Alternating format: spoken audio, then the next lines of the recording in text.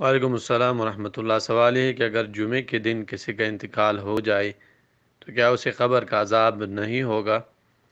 امام ابن باز رحمہ اللہ نے اس سوال کے جواب میں یہ بات ذکر کی ہے کہ اس حوالے سے جتنے بھی احادیث ہے جن میں یہ بات ہے کہ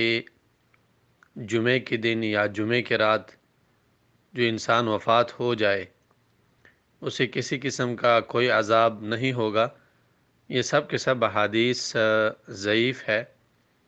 اور ان میں سے کوئی بھی حدیث صحیح روایت سے ثابت نہیں ہے۔ اگرچہ یہ حدیث بہت سارے کتابوں میں ہے، مسند احمد میں ہے، عبداللہ بن عمر کی حدیث ہے دوسری جلد میں، ترمذی میں ہے، الجامع میں ہے، مشکل الآثار میں ہے، تعزیۃ المسلم میں ہے، المصنف میں امام بن عبد الرزاق نے ان حدیث کو ذکر کیا ہے، لیکن اس بارے میں کوئی صحیح حدیث رسول اللہ صلی اللہ علیہ وسلم سے منقول نہیں ہے۔ اس وجہ سے جمعے کے دن وفات ہونا یا کسی بھی مقدس مقام میں وفات ہونا، مدینے میں، مکے میں، کعبے کے آس پاس، وقت اور مکان یعنی زمانہ اور جگہ، یہ انسان کو تقدیس نہیں بخشتی۔ انسان کو فائدہ اس سے نہیں ہوتا کہ وہ کہاں اور کس وقت فوت ہو جائے، فائدہ اس سے ہے کہ انسان کے اعمال کیسے ہیں، اس کا ایمان جو ہے وہ کس درجے میں ہے۔ اس وجہ سے امام ابن باز رحمہ اللہ نے فرمایا کہ وہ انسان جو اللہ تعالیٰ کی توحید پر اور اخلاص پر فوت ہو جائے، فَهُوَ مِنْ أَهْلِ الْجَنَّةِ فِي أَيِّ مَكَانٍ مَات وَفِي أَيِّ زَمَانٍ وَفِي أَيِّ يَوْمٍ۔ وہ انسان جو کہ توحید پر ہے، اخلاص پر ہے، وہ جنت والوں میں سے ہے، جہاں بھی مرے، جب بھی مرے، جس وقت بھی مرے۔ اور اگر ایک انسان شرک والا ہے،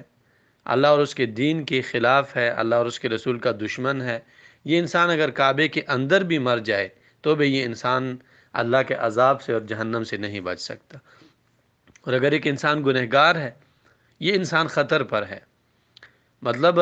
اللہ تعالیٰ کے اختیار میں ہے۔ اگر اللہ تعالیٰ چاہے گنہگار انسان کو بنا عذاب دیے جنت میں داخل کر سکتا ہے،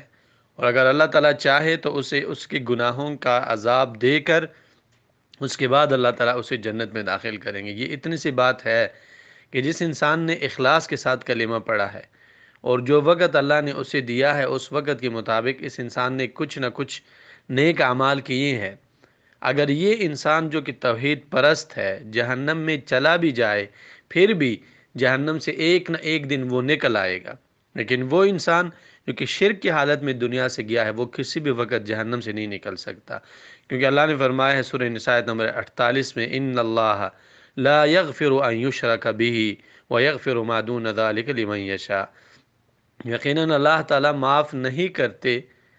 اس گناہ کو کہ اللہ کے ساتھ شرک کیا جائے، وَيَغْفِرُ مَا دُونَ ذَلِكَ لِمَن يَشَاءُ، اور اس کے سوا اللہ تعالیٰ جس کے لیے چاہے اللہ معاف کر دیتا ہے۔ یعنی شرک کے بارے میں کنفرم فیصلہ ہے، یہ معاف نہیں کیا جاتا۔ اس کے سوا جو گناہ ہے اللہ چاہے معاف کر دیتا ہے، اگر اللہ چاہے تو ان گناہوں کی سزا انسان کو دیتا ہے۔